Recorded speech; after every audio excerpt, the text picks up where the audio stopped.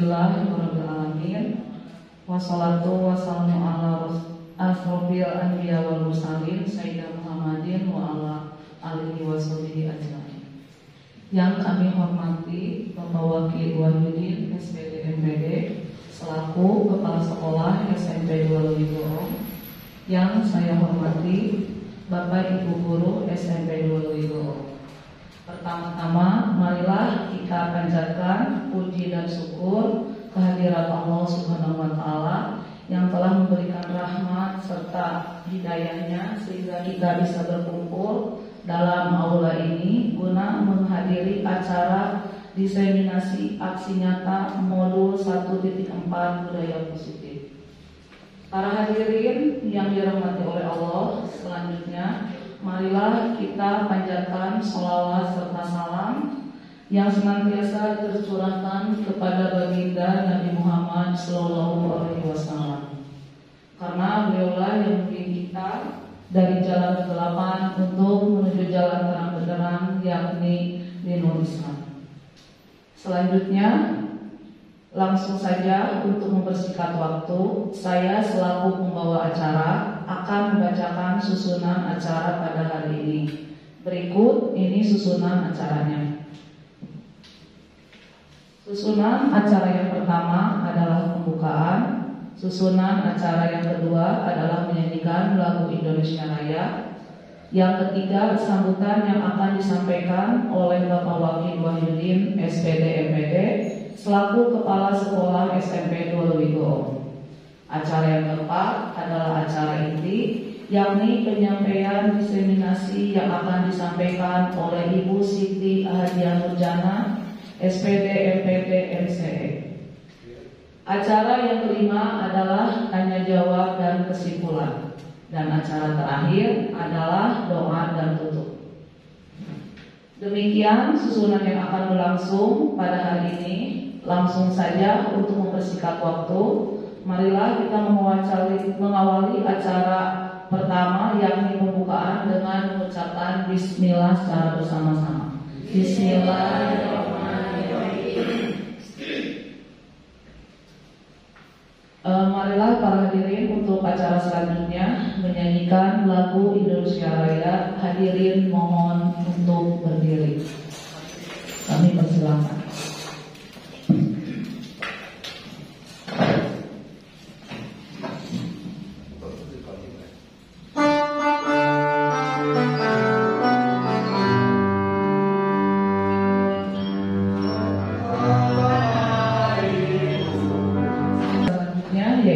Sambutan dari Bapak Wakil Wahyudin SPD MPD selaku Kepala Sekolah SMP 2 Lewigorong. Kepada yang terhormat Bapak Kepala Sekolah dan tempat kami persilakan. Bismillahirrahmanirrahim. Assalamualaikum warahmatullahi wabarakatuh.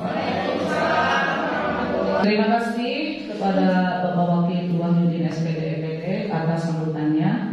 Baiklah, menginjak acara inti yaitu pemaparan materi modul 1.4 tentang budaya positif yang akan disampaikan oleh Ibu Siti Ahadiah Nurjana. Waktu dan tempat kami persilakan. Mohon izin untuk berdiri ya Bapak Ibu. Bismillahirrahmanirrahim. Assalamualaikum warahmatullahi wabarakatuh. Yang terhormat Bapak Kepala Sekolah SMP Negeri 2 Lewigorong, yang terhormat Bapak Ibu Guru hebat SMP Negeri 2 Lewigorong, puji dan syukur marilah kita panjatkan kehadirat Ilahi Robbi, yang mana atas rahmat dan karunia-Nya lah kita bisa berkumpul dalam acara menghadiri diseminasi aksi nyata modul 1.4 budaya positif. Tak lupa sholawat serta salam semoga terlimpah curahkan kepada Nabi Allah Muhammad SAW, kepada para sahabatnya, tabi'innya, mudah-mudahan sampailah kepada kita selaku umatnya. Bapak Ibu, sebelumnya saya haturkan terima kasih atas kehadiran Bapak Ibu dalam menghadiri acara diseminasi ini. Adapun tujuan dari acara ini yaitu pertama, saya ingin melakukan aksi nyata setelah mempelajari modul 1.4 ini. saya mempelajari modul 1.4 budaya positif ini kurang lebih selama 2 minggu. Dan kali ini saya harus mendiseminasi Bapak Ibu. Kemudian saya ingin mencoba berbagi ilmu, gitu ya. Saya berdiri di sini bukan berarti saya lebih tahu dari Bapak Ibu, tapi saya ingin mencoba berbagi, sharing, kita berkolaborasi membangun budaya positif agar sekolah kita menjadi sekolah yang lebih baik. Baik Bapak Ibu, mari belajar bersama, berkolaborasi, saling mendukung demi mewujudkan disiplin positif demi terciptanya sekolah yang tercinta ini. Kita lanjut, bismillahirrahmanirrahim. Sebelum saya lanjut ke acara inti, saya ingin mengutarakan tujuan pendidikan.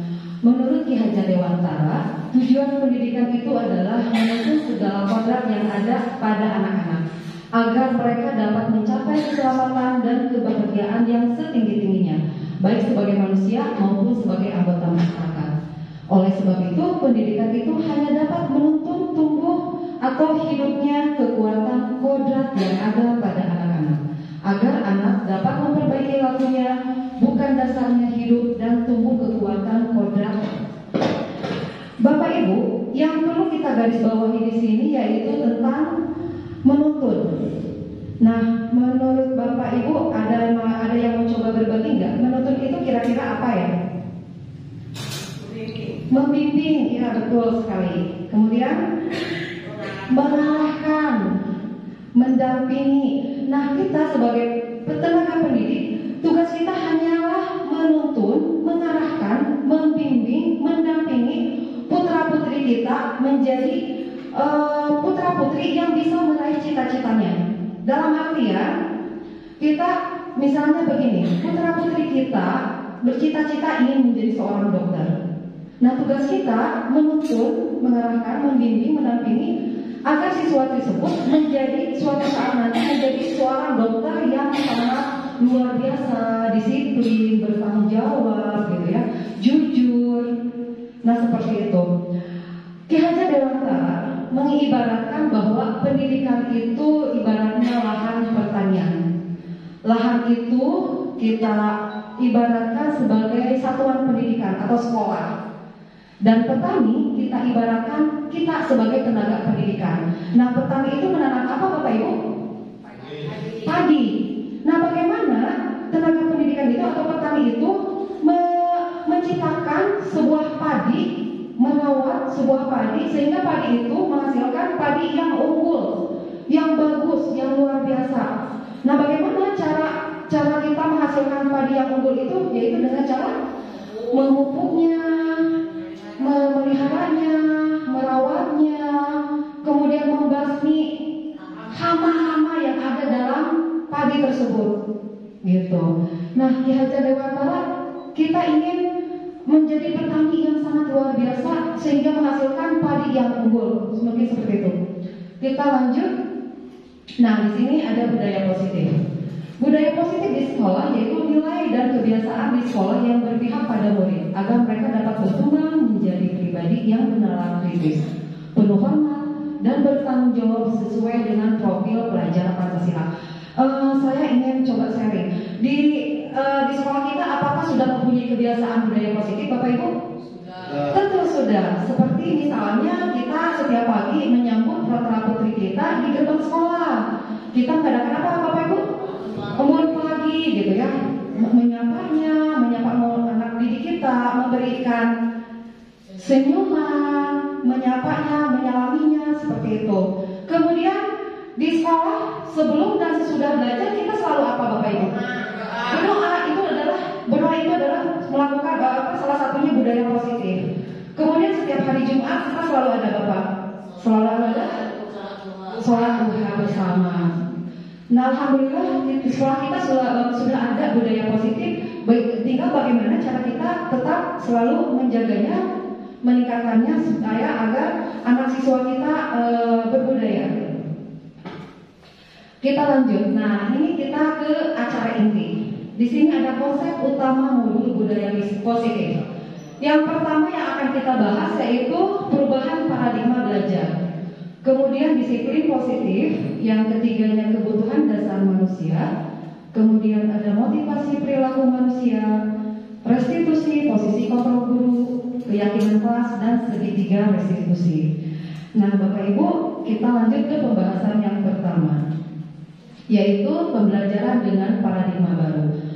Pembelajaran dengan paradigma baru merupakan pembelajaran yang berorientasi pada penguatan kompetisi dan pengembangan karakter yang sesuai dengan nilai-nilai Pancasila. Bagaimana cara kita mendidik, mencetak agar peserta didik kita memiliki profil belajar Pancasila? Profil belajar Pancasila itu ada apa aja, Ibu? Bapak? Ada apa aja? Ya, nah, apa aja? Berkebinekaan global, ya, beriman, bertakwa kepada Tuhan Yang Maha Esa, dan berakhlak mulia, ya, mandiri, bernalar kritis, bergotong royong, gitu ya. Dan pembelajaran paradigma baru memastikan praktik pembelajaran yang berpusat pada murid, yang mana setiap murid belajar sesuai dengan kebutuhan dan tahap perkembangannya. Dalam membangun budaya positif, sekolah dapat menyediakan atau memfasilitasi lingkungan yang positif, yang aman, yang nyaman, agar siswa mampu berpikir, bertindak dan mencipta dengan merdeka, mandiri dan bertanggung jawab. Disiplin juga sangat erat kaitannya dengan kontrol guru terhadap siswa. Nah, apa maksud dari paradigma dengan pembelajaran dengan paradigma baru ini? Pertama, pembelajaran dirancang dengan mempertimbangkan tahap perkembangan dan tingkat pencapaian peserta didik saat ini, serta mencerminkan karakteristik dan perkembangan yang beragam sehingga pembelajaran menjadi bermakna dan menyenangkan. Nah, tugas guru adalah menciptakan suasana belajar di sekolah itu, di kelas itu, agar anak itu senang, nyaman, dan aman gitu. Tidak ada paksaan, hukuman, intimidasi, dan semacamnya. Kemudian pembelajaran dirancang dan dilaksanakan untuk membangun kapasitas untuk menjadi pembelajar sepanjang hayat. Bagaimana agar peserta didik ini ilmu yang sudah mereka dapat dari sekolah itu bisa mereka gunakan di lingkungan masyarakatnya untuk masa depannya, seperti itu. Kemudian proses pembelajaran mendukung perkembangan kompetisi dan karakter peserta didik secara holistik. Selanjutnya, pembelajaran yang relevan, yaitu pembelajaran yang dirancang sesuai konteks lingkungan dan budaya peserta didik serta melibatkan orang tua dan masyarakat sebagai mitra. Dan terakhir, pembelajaran berorientasi pada masa depan yang berkelanjutan. Selanjutnya, nah di sini sebelum saya melanjutkan pembelajaran kita, pembahasan kita, saya ingin mencoba mengajak Bapak Ibu untuk cobalah buka kepalan tangan seperti ini. Bapak Ibu secara berpasangan, ada yang berposisi sebagai A. Nah, si A ini berusaha mengepalkan tangannya seperti ini. Anggap, bayangkan di dalam kepalan tangan ini Anda ada sesuatu yang sangat berharga yang orang lain tidak boleh tahu. Nah, ini yang B, coba berusaha untuk merayu gitu ya, membujuk, kalau perlu mengintimidasi, maaf saya bercanda, kalau perlu menghabiskan atau menggoda, menggelitik, bahkan menawari Anda uang agar Anda bersedia membuka kepala tangan Anda. Anda siap? Jadi posisi gitu ya, berpasangan. Yang A mengepalkan tangan seperti ini, yang B coba merayunya agar ini si A bisa membuka kepalanya. Siap Bapak Ibu? Siap? Saya kasih waktu 30 detik ya Bapak Ibu. Apakah Bapak Ibu ada yang berhasil membuka kepala tangannya? Ya. Nah, cung, siapa yang berposisi sebagai A? Oke, yang A. Yang B, yang menggoda, yang menggelitik, yang ini, yang berusaha membuka kepala tangan lawan Anda, siap ya? Oke. Di sini Pak Dadang? Oke, sudah. Nah, di sini coba ada nggak yang Bapak Pak Dadang ini nggak mau membuka kepala tangannya tidak, Bapak? Belum. Oke, siap ya? Udah. Oke, udah. Oke, siap. Nah, kira-kira nih Pak Dadang kalau ada yang menggoda, merayu gitu kan, Pak Dadang mau nggak membuka kepala tangannya? Tergantung yang ditawarkannya apa. Berarti ada kemungkinan mau. Siap. Bu Dewi, kira-kira Bu Dewi, Bu Nenden, mau nggak? Dilihat dari situasi dan kondisi yang saya rasakan. Baik, oke. Dilihat dari situasi kondisi. Nah, di sini ada dua kemungkinan Bapak Ibu. Diibaratkan anak didik kita. Jadi kalau ada anak didik kita yang tetap teguh menempel tangannya seperti ini. Dia mau diintimidasi, mau diiming-imingi dia, mau dirayu, dihukum, segala macam, dia tetap menutup kepalanya. Tandanya dia sudah memiliki kontrol diri, dan itu bagus. Dan di sisi lain ada kemungkinan lain, ada siswa yang mau membuka kepala tangannya dikarenakan dia mungkin ada rayuan, ada hukuman, ada bujukan, ada hadiah segala macam, ada intimidasi. Dia dengan sukarela membuka kepalanya. Tandanya dia itu merelakan, membiarkan orang lain mengontrol dirinya, gitu. Oke. Jadi yang lebih bagus yang mana Bapak Ibu? Yang tetap mengepal tangannya atau membuka? Yang tetap. Yang tetap. Oke, lanjut. Nah, menurut Dr. William Fraser dalam kontrol teori pada saat ini berkembang dan dinamakan choice theory, meluruskan beberapa miskonsepsi tentang makna kontrol. Pertama, ilusi guru kontrol murid. Nah, ini biasanya yang sering kita lakukan biasanya.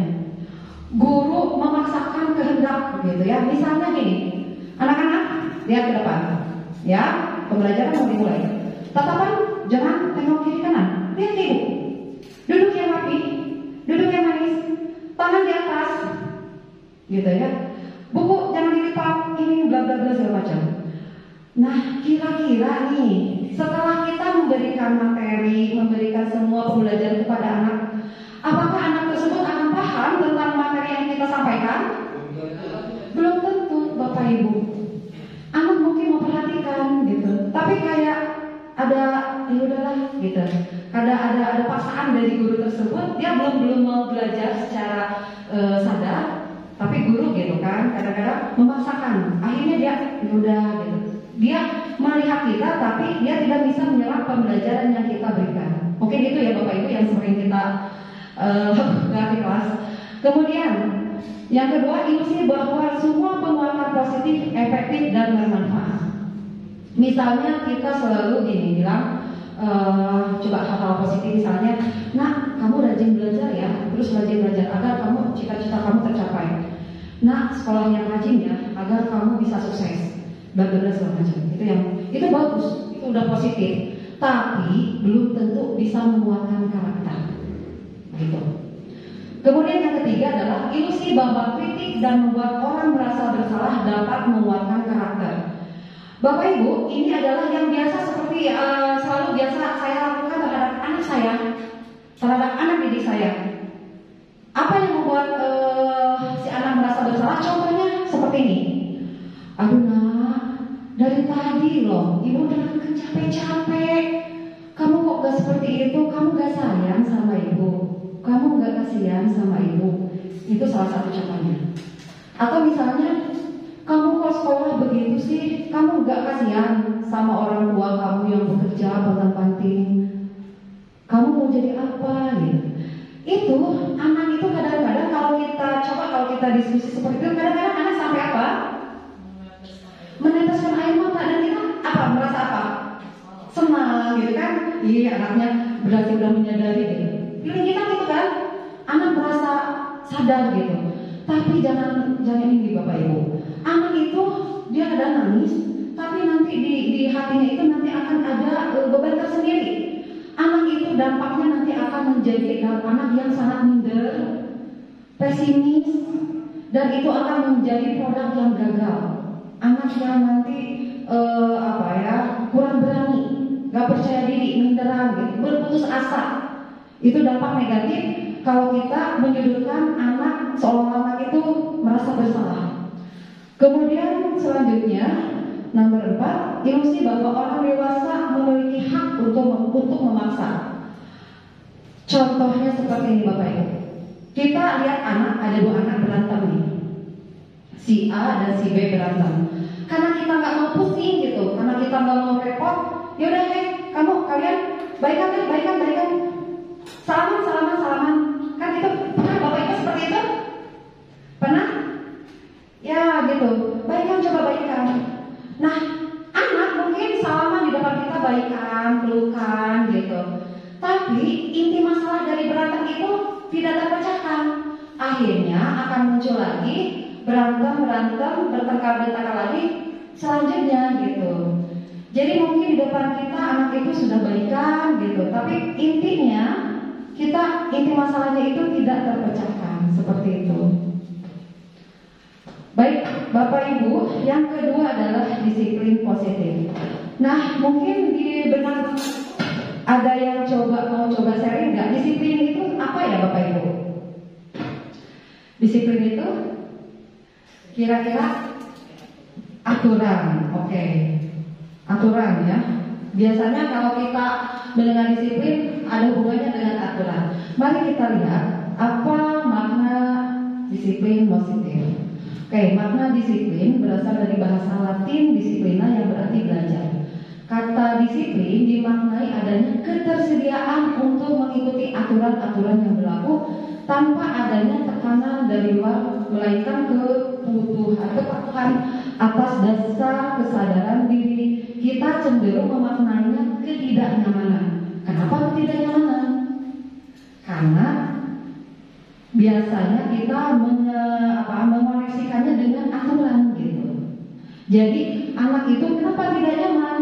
Karena ada keterpaksaan, karena ada dorongan, masih ada dorongan dari luar, bukan ada dorongan dari diri sendiri gitu. Akhirnya anak merasa dirinya tidak nyaman gitu. Selanjutnya, nah bagaimana kita sebagai tenaga pendidik? Nah, kita sebagai pendidik ada tujuan kita adalah menciptakan anak-anak yang memiliki disiplin diri, sehingga mereka bisa berperilaku dengan mengacu pada nilai-nilai kebajikan universal, memiliki motivasi intrinsik bukan ekstrinsik. Apa itu motivasi intrinsik? Yaitu tadi seperti saya sudah ungkapkan dari awal, anak mempunyai kesadaran dari diri sendiri, gitu. Tidak ada dari dorongan dari luar. Anak sudah sadar. Misalnya gini, ada anak yang lihat sampah gitu, lihat sampah di lorong sekolah. Anak yang sudah memiliki disiplin intrinsik, dia tanpa disuruh oleh guru, itu pungut sampah, dia langsung gak ada siapapun, dia sadar memungut sampahnya, lalu membuang ke tempat sampah. Itu dorongan intrinsik. Beda dengan ekstrinsik. Kalau ekstrinsik itu masih dipantau, disuruh oleh orang lain, oleh orang luar. Lanjut, nah bagaimana dengan disiplin positif? Nah, disiplin positif merupakan salah satu cara penerapan disiplin yang bertujuan untuk menumbuhkan kesadaran serta memberdayakan anak untuk melakukan sesuatu tanpa sorokan, ancaman maupun hukuman. Yang akan kita bahas nanti adalah namanya ketiga restitusi. Kita lanjut, Bapak Ibu. Nah, di sini ada yang ketiga, kebutuhan dasar manusia. Kebutuhan dasar manusia itu pertama adalah bertahan hidup. Bertahan hidup ada hubungannya dengan fisiologi seperti sandang, pangan, dan papan gitu. Jadi anak didik kita itu, siswa-siswi kita ini butuh bertahan hidup, sandang, pangan, papan. Misalnya Ibu Sri lagi di kelas, ada Wandi kan selalu dingin gitu kan perutnya. Sama Bu Sri ditanya, Wandi, kamu kenapa? Saya belum sarapan. Berarti anak tersebut butuh apa? Butuh makan gitu. Gak bisa anak yang lagi lapar belum sarapan kita jejeli dengan materi gitu. Insya Allah materi gak akan masuk. Jadi anak itu butuh makan. Bagaimana? Nah, misalnya orang tuanya itu tidak ngasih bekal gitu ya. Sama gitu kan. Bu Trisna selalu bawa bekal makanan tuh setiap hari, bawa nasi goreng gitu. Bu Trisna udah tahu tuh mana siswa yang sudah sarapan, mana yang belum sarapan. Hebat beliau. Selalu ketahui kebutuhan dasar peserta didiknya. Kita lanjut nomor selanjutnya, yaitu anak didik kita itu butuh kasih sayang dan rasa diterima. Nah,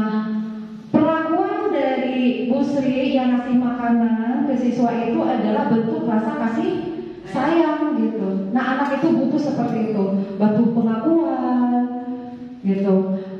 Oke, lanjut ke nomor 3 yaitu penguasaan. Setiap anak pada dasarnya itu ingin menjadi seorang pemimpin. Setiap anak pasti ingin menjadi sebagai seorang pemimpin. Artinya anak tersebut, siswa-siswi kita itu butuh penguasaan. Jadi kalau misalnya ada anak yang misalnya nggak bisa minum gitu kan, kita suruh dia menjadi seorang pemimpin kelas, dia itu merasa dirinya bangga, terakui. Seperti itu ya Bapak Ibu. Jangan ada anak yang menolak kan, oh saya ini pemimpin, oh saya ini diakui. Itu ada rasa kebanggaan pada anak tersebut sehingga motivasi untuk belajarnya itu bisa meningkat. Lanjut, kemudian yang keempat adalah kebebasan. Kebebasan di sini bukan dalam artian sebebas-bebasnya tanpa kontrol. Artinya di sini siswa-siswi itu butuh kebebasan berpendapat, kebebasan apa lagi Bapak Ibu? Ya, pokok kenapa? Iya gitu. Butuh happy. Anak itu bebas berpendapat gitu ya. Oke. Lanjut, kemudian yang selanjutnya kesenangan. Bapak Ibu pernah dengar gak ada anak yang gak bisa diem tangannya? Misalnya ini lagi belajar, tapi di sisi lain ada anak yang tatalu, tepuk-tepuk gitu kan? Itu dia itu sedang mencoba berusaha memenuhi kebutuhan kesenangannya, gitu. Jadi anak itu butuh kesenangan. Akhirnya kadang-kadang kita kalau nggak paham, kita suka kadang-kadang jengkel gitu kan, lihat anak seperti itu. Sedangkan anak tersebut sebetulnya sedang memenuhi kebutuhan kesenangannya, kebutuhan dasarnya. Oke. Nah di sini selanjutnya ada motivasi perilaku manusia. Motivasi merupakan dorongan yang timbul dari diri seseorang secara sadar maupun tidak sadar untuk melakukan sesuatu dengan tujuan tertentu. Nah motivasi ini ada beberapa, yaitu satu, menghindari ketidaknyamanan dan hukuman.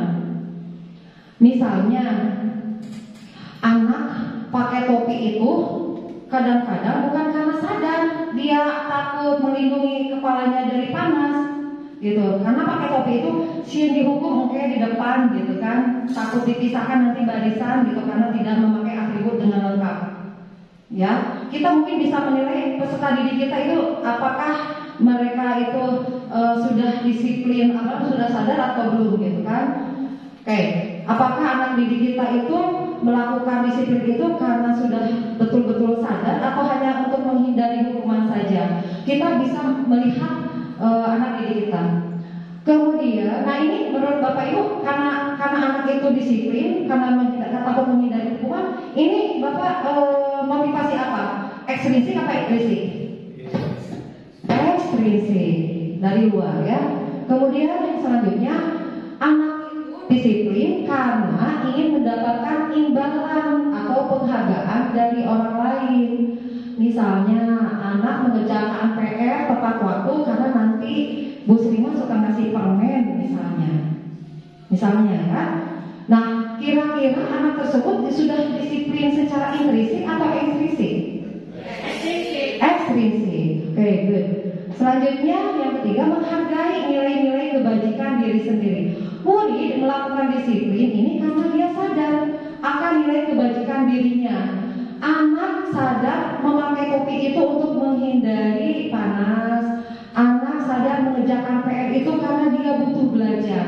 Nah ini dorongan-dorongan dari motivasi intrinsik. Nah dari ini kira-kira yang lebih bagus mana? Ekstrinsik apa intrinsik? Otomatis intrinsik yang bagus. Selanjutnya yaitu di sini konsep disiplin dengan identitas gagal. Bapak Ibu, kita perlu memahami ya apa yang sudah kita lakukan selama ini kepada anak didik kita. Hukuman itu, arti hukuman itu identik dengan menyakitkan. Hukuman apapun, judulnya apapun pasti menyakitkan peserta didik kita, anak didik kita. Membuat mereka tidak nyaman, murid jadi takut, memaksa, murid akhirnya saya menyembunyikan kesalahan, dia tidak mau terbuka karena nanti kalau ketahuan, kalau jujur, si ibunya marah. Kalau saya terbuka nanti bapaknya mau hukum gitu. Kemudian murid menjadi rendah diri. Ini yang akan mencetak murid-murid kita menjadi murid yang gagal. Oke. Jadi otomatis kita harus selalu menghindari ya Bapak Ibu menghukum putra-putri kita. Kemudian di sini apalagi konsep disiplin dengan identitas gagal yaitu dengan penghargaan. Kenapa kok bisa penghargaan bisa merusak menjadi identitas gagal? Karena yang pertama tidak efektif, gitu.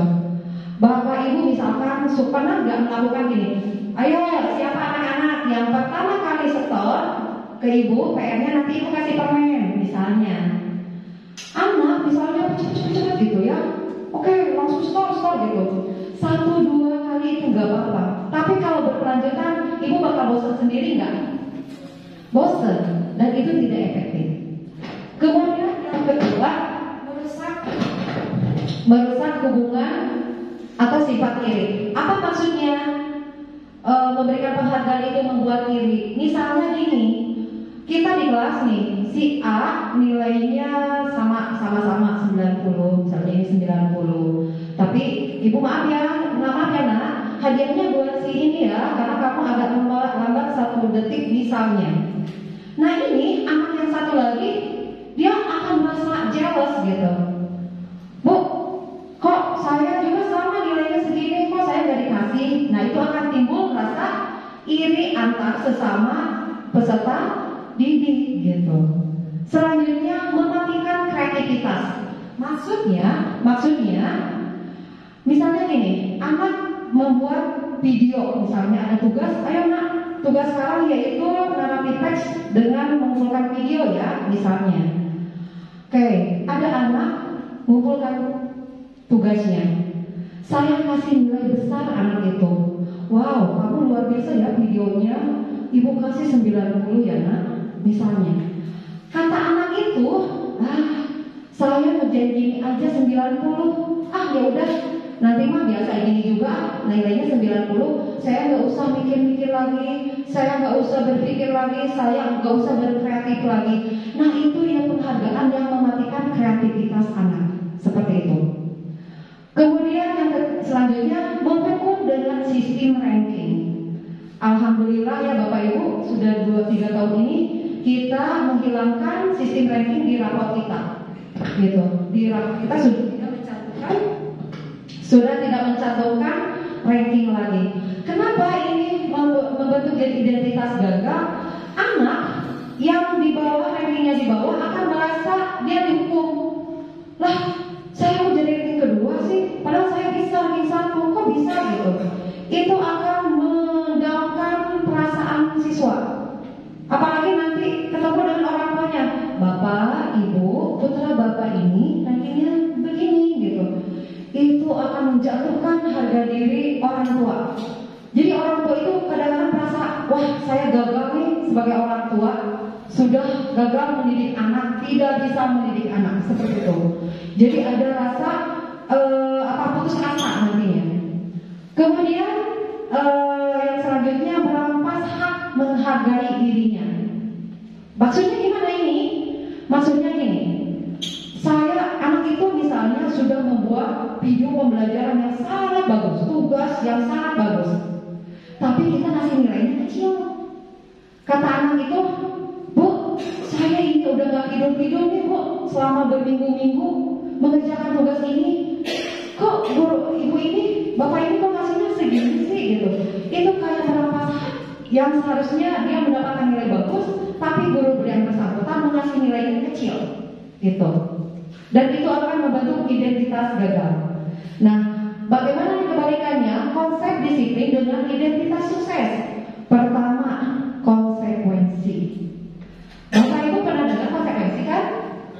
Ya, konsekuensi itu apa? Konsekuensi itu adalah sesuatu yang sudah disepakati bersama gitu kan? Nah ini penguatannya jangka pendek, konsekuensi ini tidak berjangka panjang. Kemudian konsekuensi ini perlu monitoring berkelanjutan. Misalnya ada anak nih, ada siswa di kelas yang beberapa kali tidak mengerjakan PR. Kalau kita tidak melakukan monitoring, kita akan tahu nggak anak itu beberapa kali tidak mengerjakan tugas? Kita akan tahu nggak Bapak Ibu? Kalau kita tidak melakukan monitoring, tidak melakukan pendataan sebelumnya, tidak akan tahu. Tapi kalau kita misalnya memonitoring, oh kamu ya minggu kemarin tidak mengerjakan tugas, hari ini tidak mengerjakan tugas lagi.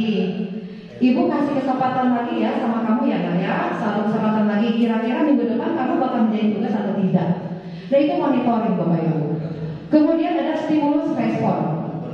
Kemudian ada murid menghormati peraturan.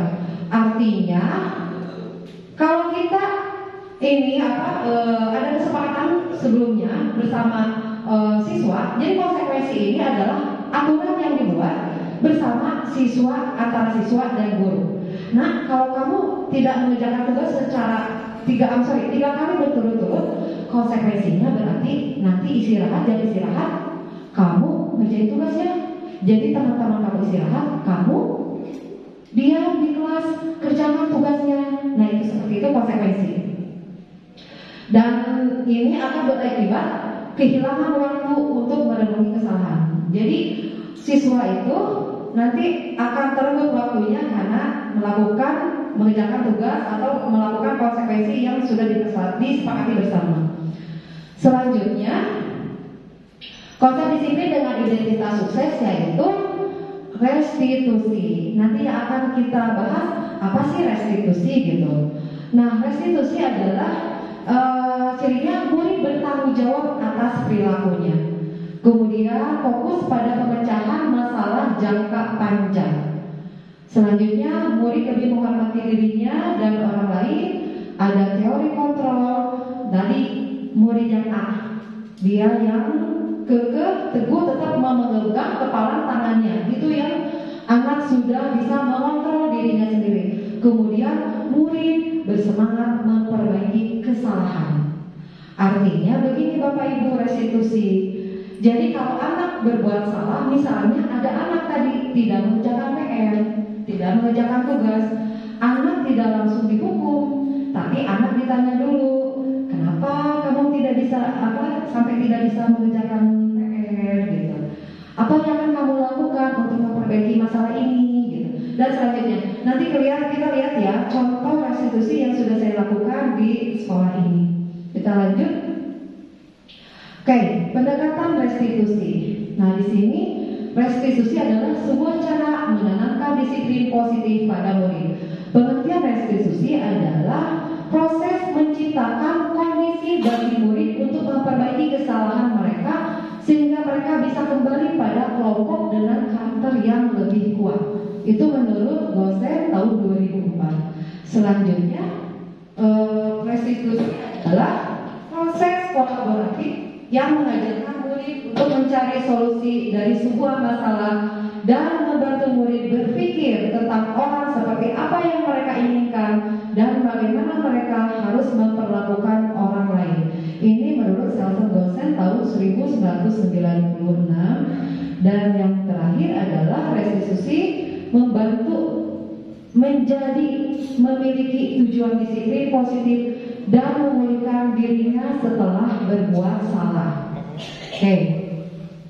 Nah, ciri-ciri restitusi yaitu yang pertama, restitusi bukan untuk menebus kesalahan, namun bagaimana memaknai kesalahan sebagai suatu pembelajaran. Misalnya, ada anak lagi main bola, saking kencengnya main bola, dia sampai memecahkan kaca jendela yang ada di kelas sebelah lapangan. Nah, kalau misalnya anak ini tidak dituntut untuk mengganti kerugian terhadap kaca yang pecah, tapi mereka diajak diskusi supaya lain kali main bolanya harus lebih hati-hati seperti itu. Oke, selanjutnya restitusi memperbaiki hubungan. Kemudian restitusi adalah tawaran, bukan Artinya anak-anak diajak diskusi, nggak misalnya, kamu kan nggak ngerjakan PR ya, yaudah keluar. Kamu lupa ya nggak bawa bukunya, silakan berdiri di kelas. Bukan seperti itu, tapi mereka ditawarkan, "Hei nak, kamu kan lupa ya nggak bawa bukunya. Kira-kira biar kamu belajar terus di sini, kira-kira kamu mau seperti apa? Kamu akan ngelakuin apa?" Mungkin anak itu akan berpikir nantinya. Anak di restitusi ini, anak diajak berpikir. Oh, jawaban anak-anak mungkin beda-beda. Bu, boleh saya menulisnya di kertas dulu? Nah, anak akan apa? Ada yang seperti itu kan Bapak Ibu? Jadi anak memberikan pendapatnya gitu. Oke, selanjutnya restitusi menuntun untuk melihat ke dalam diri. Selanjutnya lagi, restitusi mencari kebutuhan dasar yang mendasar tindakan. Seperti tadi kebutuhan dasar manusia tadi ada berapa Bu? Ada 5 ya tadi kebutuhan. Tadi bertahan hidup. Nah gitu. Jadi anak itu ya itu tadi nyambung ya ke kebutuhan dasar manusia. Butuh kasih sayang. Siswa itu butuh penguasaan. Butuh apa lagi? Kebebasan dan kebutuhan kesenangan. Lanjut, restitusi menguatkan pada fokus pada solusi. Jadi tidak menyudutkan anak, kamu mah gini-gini aja, salah nih gitu. Tapi bagaimana anak tersebut bisa memecahkan masalahnya seperti itu. Oke, selanjutnya restitusi adalah cara yang paling terbaik. Dan restitusi fokus pada karakter, bukan tindakan. Dan terakhir, restitusi mengembalikan siswa yang berbuat salah pada kelompoknya.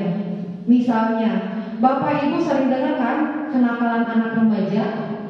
Ada tawuran segala macam. Alhamdulillah sekolah kita tidak ada ya. Kadang-kadang ada orang tuanya, karena kamu nakal ya, kamu gak bisa diatur, silakan keluar dari rumah. Pergi, keluar dari rumah. Anak yang sudah sebetulnya anak itu butuh gitu ya, butuh sesuatu, tapi karena orang tuanya mengusir, otomatis orang tuanya itu tidak bisa menyelesaikan masalah gitu, tidak bisa mengajak ngobrol, apa pengennya, bagaimana solusinya gitu.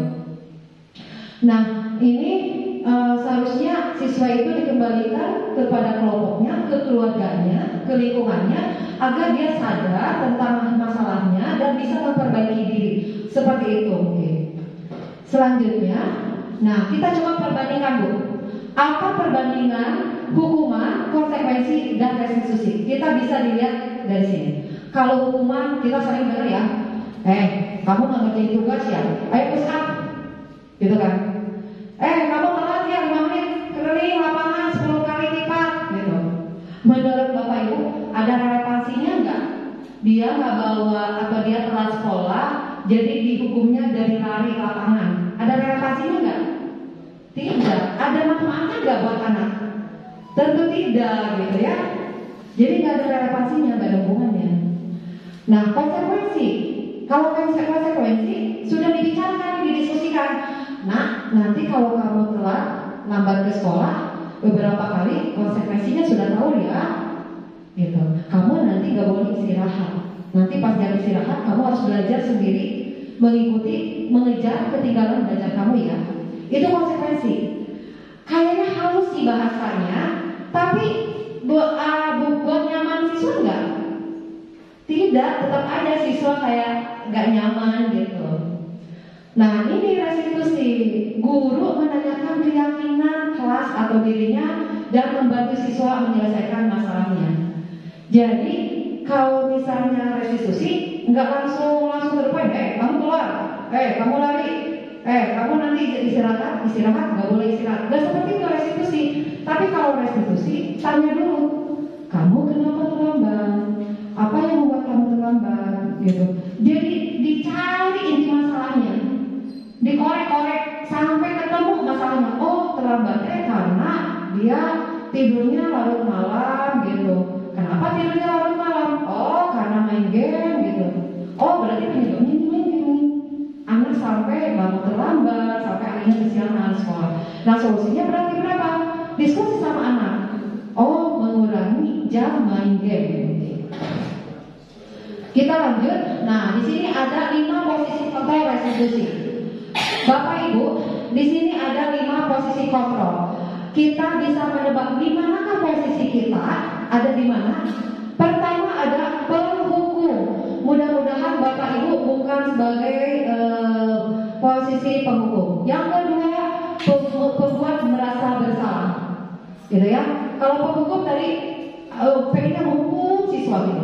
Nah ini kalau pembuat merasa bersalah, pengennya itu membuat siswa menangis gitu, terpuruk gitu, merasa bersalah gitu, kayak wah kamu mah gini aja, kamu gak kasihan ya gitu sama orang tua yang sudah ini. Anak itu kadang-kadang tersentuh gitu, sampai menangis gitu, merasa dirinya buruk, merasa dirinya berbuat yang sangat berdosa gitu. Nah ini pembuat merasa bersalah. Selanjutnya, nah ini teman gitu. Kalau teman, gimana posisi kita sebagai teman? Pernah nggak Bapak Ibu ini? Ayolah, Andres, kerjain PR-nya. Nanti Ibu dimarahin loh sama Bapak Kepala Sekolah.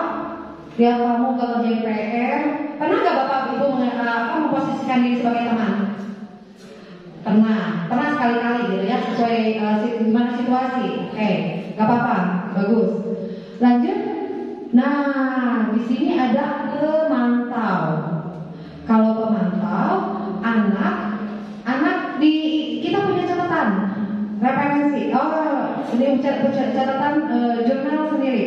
Anak ini orangnya gaya belajarnya seperti apa? Ini audio, kinestetik, audio visual seperti. Jadi kita bisa memposisikan diri. Oh, nanti kalau belajar mengajar ke anak ini harus seperti ini. Karena kita mempunyai data-data tentang siswa. Oke. Selanjutnya, nah ini manajer. Inilah Bapak Ibu, posisi manajer inilah yang sepatutnya kita miliki, kita kuasai. Nah, seperti apa posisi manajer? Kita lihat video yang akan saya pertanyakan nanti. Oke, selanjutnya di sini ada contoh penerapan 5 posisi kontrol restitusi. Ibu bayangkan, perbandingkan mana penghukum, bagaimana kasus. Di sini ada kasus nih, siswa sering tidak mengerjakan PR. Kalau penghukum, gini nadanya, kamu ya selalu mengerjakan PR. Sini berdiri kamu, keluar kamu. Nah, seperti itu. Nah, kalau pembuat merasa bersalah, aduh nak, udah beberapa kali ibu bilang, kamu kok begitu terus ya nak? Kamu gak sayang sama ibu? Kamu gak sayang sama orang tuamu yang pantang-panting ngerjain pekerjaannya berat, sekarang biarin kamunya seperti ini. Nah, seperti itu ya, kalau pembuat merasa bersalah. Nah, kalau teman, posisinya gini, ayolah kerjakan PR-nya, nanti ibu dimarahin loh. Kamu pasti bisa dong. Nah, itu posisi sebagai teman. Selanjutnya kalau pemantau, sini ya nak, ibu lihat catatan, kamu sudah beberapa kali melanggar. Nah, kira-kira apa peraturan konsekuensinya? Kira-kira kamu ngapain? Nah, ini posisi pemantau. Selanjutnya, kalau manajer nih, manajer lebih luas.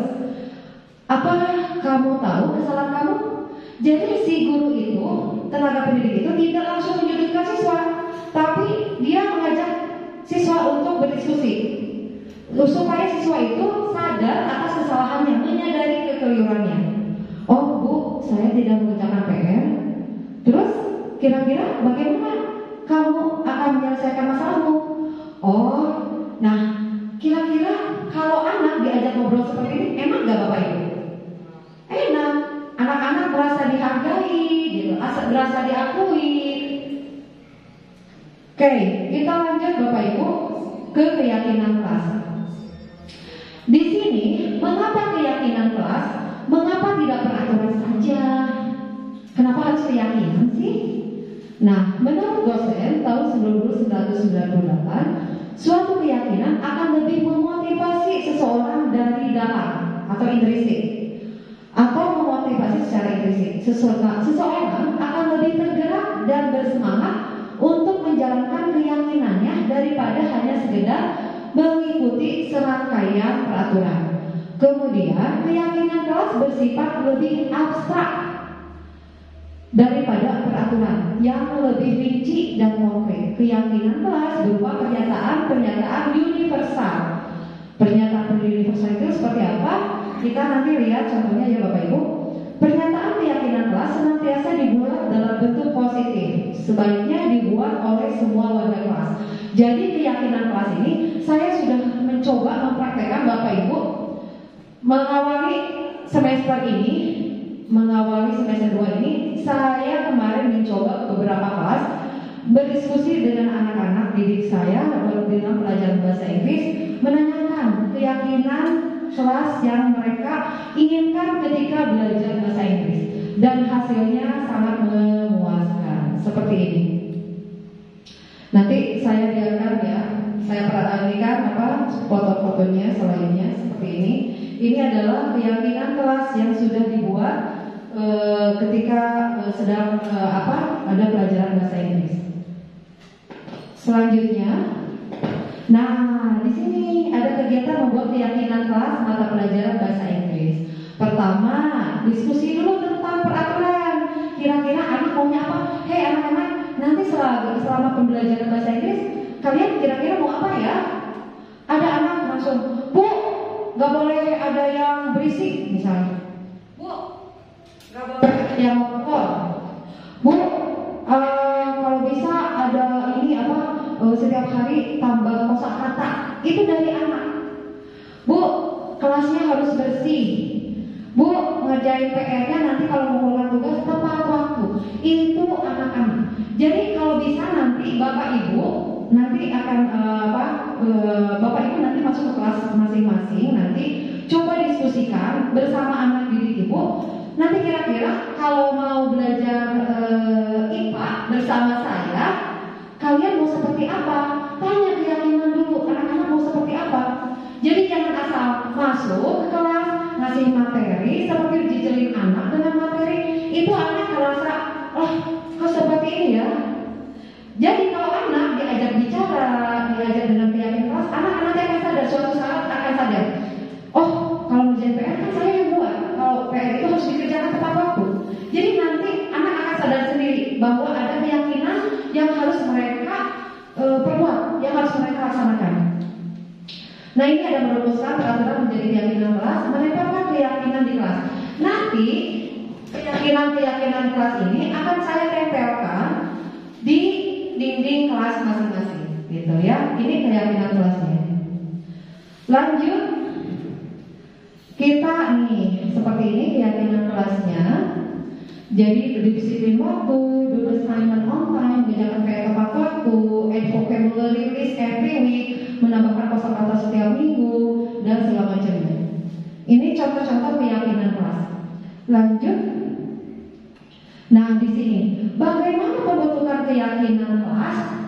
Nanti Bapak Ibu tolong ya, nanti membuat keyakinan kelas bersama-sama dengan siswanya seperti ini. Ada panduannya. Pertama, lebih abstrak dari peraturan. Kemudian berupa pernyataan universal, dibuat dalam bentuk positif. Hindari kata jangan, dilarang, tidak. Nah, hindari kata-kata itu. Buat kalimat positif. Misalnya dilarang datang terlambat, diganti jadi datanglah tepat waktu. Tidak mengumpulkan tugas akan didenda. Nggak seperti itu, tapi kumpulkan tugas tepat waktu. Pokoknya tuangkan kata-kata positif. Kemudian sedikit saja Bapak Ibu agar mudah ingat. Kalau yang sebelumnya kita sampai berlembar-lembar, ada 5 lembar ya berarti kalau nggak salah peraturan sekolah. Peraturan sekolah itu kalau di kelas kalau diminimalisir itu 2 lembar folio. Itu masih kepanjangan, anak-anak tidak akan tahu, tidak akan ingat. Tahu sih tahu, tapi tidak akan ingat. Nah kalau seperti ini, keyakinan kelasnya dibuat per poin, lebih sederhana, katanya lebih fokus. Ini akan mudah diingat oleh anak-anak gitu. Kemudian harus sesuai dengan kondisi kelas dan sekolah menyebabkan. Contohnya, misalnya dilarang handphone tidak diperkenankan misalnya. Kan di sininya emang diaturannya handphone emang dilarang. Jadi handphone itu gak usah dimasukkan ke keyakinan kelas karena emang udah kelas sekolah, keyakinan sekolah handphone itu dilarang atau tidak diperkenankan untuk dibawa ke sekolah, ke kelas. Jadi handphone itu jangan dituangkan, dimasukkan gitu. Kemudian semua warga kelas atau sekolah dilibatkan dalam membuat keyakinan kelas. Artinya tidak tertulis saja. Ini ya, dengerin ya, Naya, ini aturan yang harus kalian buat. Pertama, 1, 2, 3 ditulis. Itu keliru Bapak Ibu. Jadi cobalah mengajak siswa-siswi kita untuk berdiskusi gitu. Jadi jangan guru saja yang membuat keyakinan kelas. Kita lanjut. Nah, di sini yang terakhir adalah segitiga restitusi. Pertama, menstabilkan identitas. Anak kalau misalnya bermasalah, kita menstabilkannya misalnya gini. Ada anak misalnya merobek buku temannya. Misalnya di kelas itu ada kejadian anak merobek buku temannya. Kita panggil anak tersebut, ajak ngobrol. Tidak semacam, hei kamu sudah merobek ya? Nanti kamu merobek buku temannya ya? Ayo pulang. Tidak seperti itu Bapak Ibu. Tapi duduk bersama anak itu, kita ajak ngobrol. Kita semua akan melakukan hal yang terbaik yang bisa kita lakukan. Ini stabilkan identitas. Kemudian kita cara menstabilkannya seperti ini Bapak Ibu. Cara menstabilkannya, kamu merobekkan gitu ya. Ibu di sini tidak ingin menghukum kamu. Ibu ingin mencoba mengajak diskusi kamu ya. Kenapa kamu melakukan itu? Jadi itu enak gitu. Itu menstabilkan identitas. Kemudian kedua yaitu validasi tindakan yang salah. Jadi kita setelah itu kamu pasti punya dong alasannya kenapa kamu melakukan itu. Kamu bisa cerita sama ibu. Itu enak gak Bu kedengarannya? Enak gitu. Gak kayak menghukum gitu peserta siswa didik kita. Kemudian yang ketiga menanyakan keyakinan. Kita kembalikan lagi. Ingat gak keyakinan kelas yang sudah kita buat? Tahu Bu? Apa coba? Harus saling menghormati. Nah itu. Kira-kira kamu merobek buku teman kamu itu sudah menghormati temanmu belum? Anak kira-kira akan menjawab apa Bapak Ibu? Belum, ya kan? Tidak.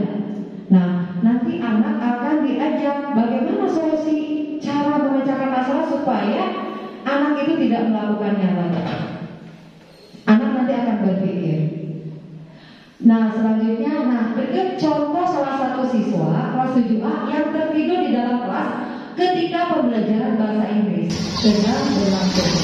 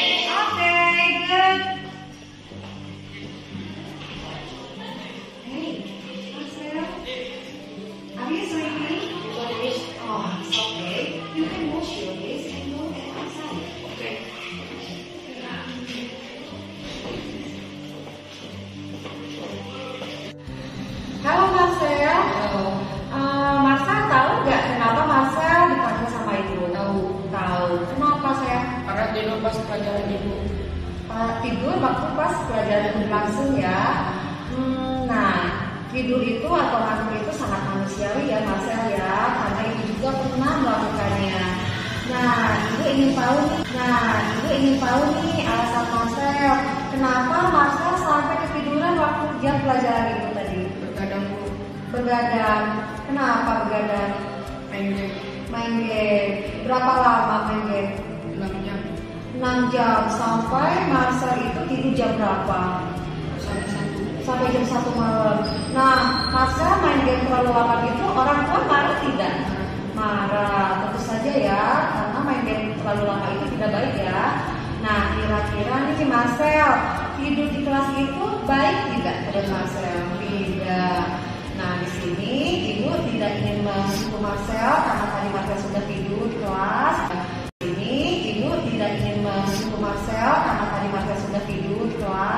Ibu hanya ingin mengingatkan Marcel tentang keyakinan kelas kita. Kira-kira Marcel masih ingat gak tentang keyakinan kelas kita? Apa coba? Disiplin, tanggung jawab, saling menghormati. Kira-kira Marcel tidur di kelas itu sudah bertanggung jawab gak? Sudah disiplin tidak? Tidak nih. Marcel mau gak memperbaiki masalah ini? Mau. Kira-kira apa yang akan Marcel lakukan supaya tidak ngantuk lagi, tidur lagi di kelas? Tidak begadang, kemudian tidak main game terlalu lama, kemudian tepat waktu tidur. Tidurnya tepat waktu. Marcel mau melakukannya? Mau. Siap.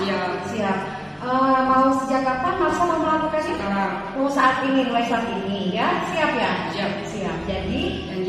Oke, good.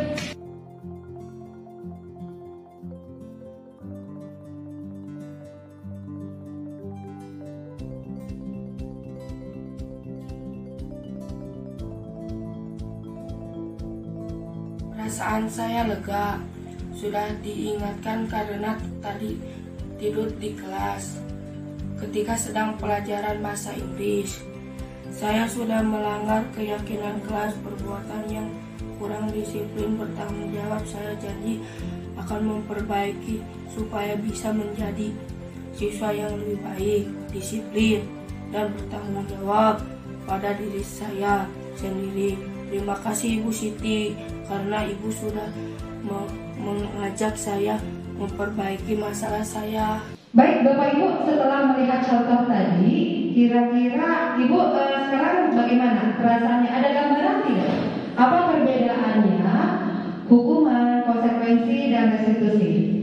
Ya, terima kasih Bapak Ibu. Di sini dalam penerapan program disiplin positif, hendaknya guru memiliki standar dan profesional dan sosial yang baik, di mana guru mampu berefleksi pada posisi kontrolnya saat ini. Bagaimana perjalanan dirinya menjadi among, posisi manajer yang menuntut murid-murid menjadi insan yang mandiri, merdeka, dan bertanggung jawab menurut standar nasional pendidikan. Baik Bapak Ibu, demikian pemaparan yang saya bisa aturkan hari ini. Mohon maaf jika ada kekurangan dalam penyampaian materi ini. Semoga sesi belajar kita hari ini bisa membawa manfaat sehingga dapat mewujudkan pelajar yang memiliki profil pelajar Pancasila. Salam Merdeka Belajar. Terima kasih. Bapak Ibu, itulah pemaparan materi modul 1.4 dari Ibu Siti Ahdian Nurjana. Sesi selanjutnya yaitu tanya jawab. Kami persilakan kepada Bapak Ibu.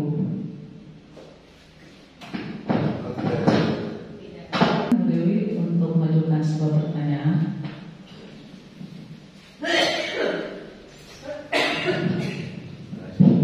Terima kasih kepada Bu Siti Ahdian atas pemaparannya yang tentang budaya positif yang sangat bermanfaat bagi kita sebagai guru. Untuk pemaparannya sudah jelas menurut saya ya. Jadi saya ucapkan terima kasih atas ilmunya yang diberikan. Ya. Assalamualaikum warahmatullahi wabarakatuh.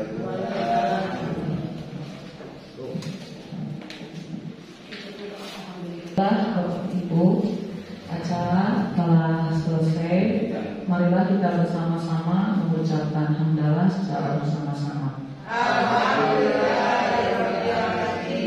Saya atas nama MC dan juga perwakilan dari Pak, terima kasih yang sebesar-besarnya dan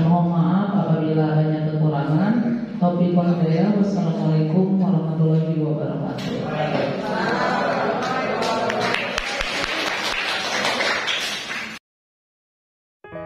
Bismillahirrahmanirrahim. Assalamualaikum warahmatullahi wabarakatuh. Saya Wakil Wahyudin SPD MPD, Kepala SMP Negeri 2 Wigoong, Kabupaten Garut. Alhamdulillah di sekolah saya ada guru penggerak, Bu Siti Ahadiah, yang telah melaksanakan aksi nyata yang berhubungan dengan masalah mendiseminasi budaya positif di SMP Negeri 2 Wigoong, sehingga para guru bisa menambah wawasan dan siswa bisa melaksanakan profil Pancasila sebagaimana yang kita harapkan. Semoga sukses terus. Terima kasih. Assalamualaikum warahmatullahi wabarakatuh.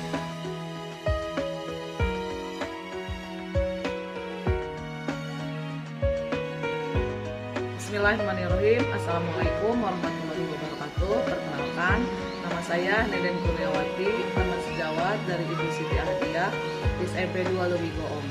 Setelah menyimak pemaparan Ibu Siti tentang budaya positif, alhamdulillah saya menjadi lebih paham apa itu paradigma baru, disiplin positif, kebutuhan dasar manusia, motivasi perilaku manusia yang sangat diharapkan murid.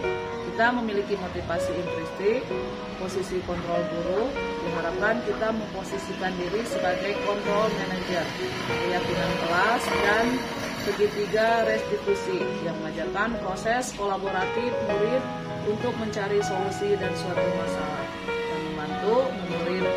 dan membantu murid berpikir tentang orang seperti apa yang mereka inginkan.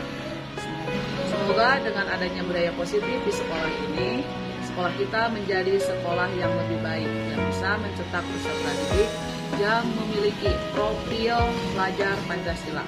Terima kasih Bu Siti, sukses terus dan terus semangat. Yes. Wassalamualaikum warahmatullahi wabarakatuh.